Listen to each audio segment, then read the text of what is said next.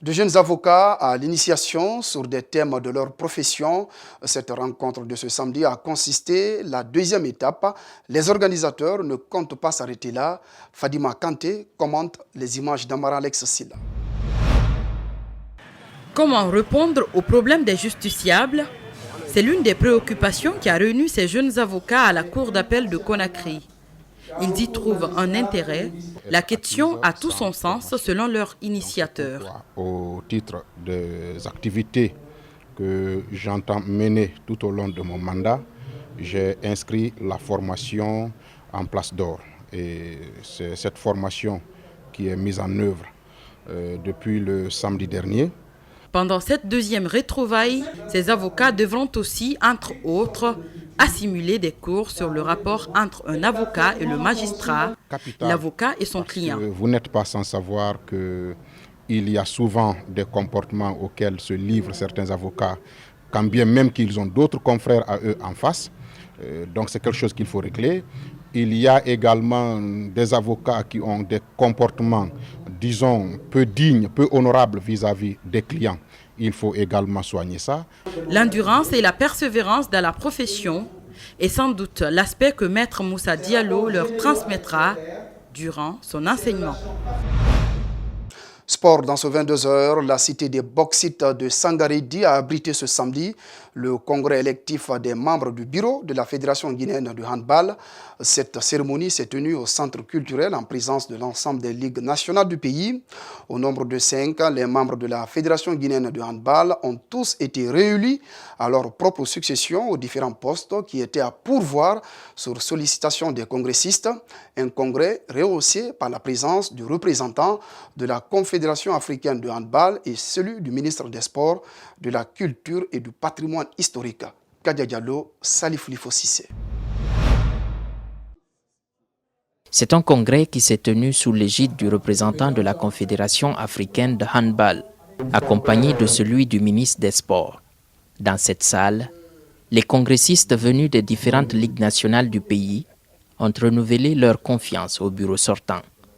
Un bureau jugé performant. Le handball est applaudi par tout un chacun. Mais demain, si le handball arrive en arrière, tout le monde va nous critiquer. Donc être devant, ce n'est pas difficile, mais se maintenir est encore plus compliqué. C'est à cause de ça, nous cherchons maintenant là, à mettre ce gymnase en place, à ce palais en place de 3000 places. Nous allons écrire au département des sports et aussi, dès qu'on a la réponse, les jours à venir, on va vous communiquer. Les études sont déjà faites, le plan est disponible et nous allons commencer les travaux. Les autorités sportives comptent soutenir la réalisation des projets envisagés par la Fédération guinéenne de handball. Mais en tant que tutelle, c'est une satisfaction pour notre direction, d'autant plus que le rapport d'activité lu ici a été acclamé par les 100% des congressistes et aussi les membres du bureau sortant ont été reconduits à 100% et donc c'est une fierté pour nous. Et tout ce qu'on nous demande à cette fédération, c'est de continuer le même travail pour les 4 prochaines années. Les autorités communales de Sangaredi, dans l'immense joie d'abriter ce congrès, ont fait un plaidoyer à l'endroit des décideurs afin de pallier les obstacles qui constituent un véritable frein pour cette discipline. Et ça nous va droit au cœur et on est très fiers de la tenue de ce congrès sur la terre de Boé à Sangaredi. En ce qui concerne cette discipline sportive, qui est vraiment bien considérée et qui est bien suivie à Sangaredi, et cet événement-là constitue une preuve. Nous sollicitons vraiment qu'on ait un stade international de handball à Sangaredi. Réélu pour un mandat de 4 ans, le désormais bureau a fait une vidéoprojection dans laquelle sont énumérés les objectifs et des priorités, parmi lesquelles la construction d'un palais des sports de 3000 places, afin de répondre aux critères d'éligibilité permettant à la Guinée de faire face à l'organisation des compétitions à l'échelle africaine et internationale. Le président de la Confédération africaine de handball, instance dirigeante de la dite discipline, était représenté à cette cérémonie officielle par le président de la Fédération malienne de handball, en l'occurrence le général Soumana Kouyaté, qui, en sa qualité de superviseur du congrès électif, apprécie la sérénité qui a caractérisé le déroulement de l'opération. Puis en outre, le secrétaire régional de handball de Bokeh a pour sa part évoqué quelques problématiques rencontrées dans l'exercice de leurs fonctions. Ils sont au micro de Kadia Diallo et Salif Lifo Sissé.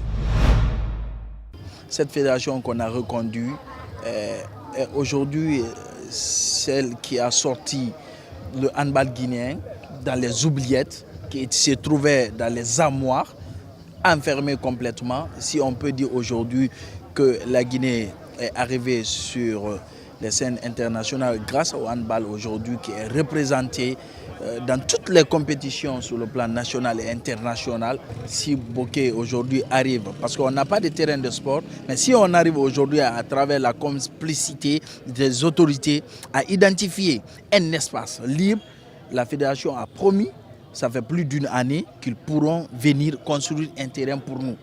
Vraiment, il n'y a pas de mots à dire. Je suis entièrement satisfait.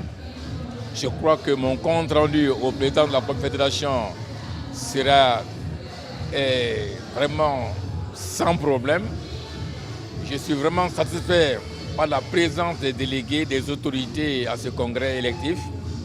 Et je vois que l'équipe sortante a été tellement ovationnée et tellement dans le cœur de toute la jeunesse guinéenne. À présent, l'actualité à l'étranger. En France, le Premier ministre Édouard Philippe a dénoncé samedi un détournement du droit de retrait exercé par les agents SNCF, perturbant la circulation, et une grève sauvage à l'impact inacceptable pour des dizaines et des dizaines de milliers de Français. Je vous propose de l'écouter. Inédite parce que nous sommes aujourd'hui au premier jour des vacances de la Toussaint. C'est 3 millions de Français qui doivent, un jour comme celui-ci, prendre le train. Or, ils en sont, pour un très grand nombre d'entre eux, largement empêchés, à raison d'un détournement du droit de retrait, d'un détournement d'un droit syndical que je respecte parfaitement, mais qui n'est pas mis en œuvre et qui s'est transformé en une grève sauvage. Enfin, au Liban, des manifestants libanais se rassemblent dans le centre-ville de Beyrouth pour une troisième nuit de manifestation contre l'incapacité d'une classe politique accusée de corruption à résoudre une crise économique endémique, un mouvement inédit depuis des années qui a paralysé le pays. Reportage. En dépit d'une intervention des forces de l'ordre pour disperser dans la nuit la foule devant le siège du gouvernement à Beyrouth, les manifestants se sont mobilisés à nouveau dans la capitale ainsi que dans d'autres villes du pays. Le matin, l'armée a rouvert des autoroutes en enlevant les barricades dressées par des manifestants qui n'ont pas tardé à en installer d'autres. Les services de sécurité ont fait état de l'arrestation de 70 personnes pour actes de sabotage, incendie et cambriolage dans le centre-ville. Lors des manifestations déclenchées jeudi par l'annonce d'une nouvelle taxe depuis annulée, les manifestants conspuent l'ensemble des dirigeants dans leur fief, les appelant voleurs et déchirant leurs portraits. Allez, merci aux téléspectateurs qui nous suivent à Baro, Babila ou encore Fadama, c'est dans Kouroussa. C'est la fin de ce journal. Il est à retrouver sur notre site espace-tv-guinée.info. Bonne soirée à tous.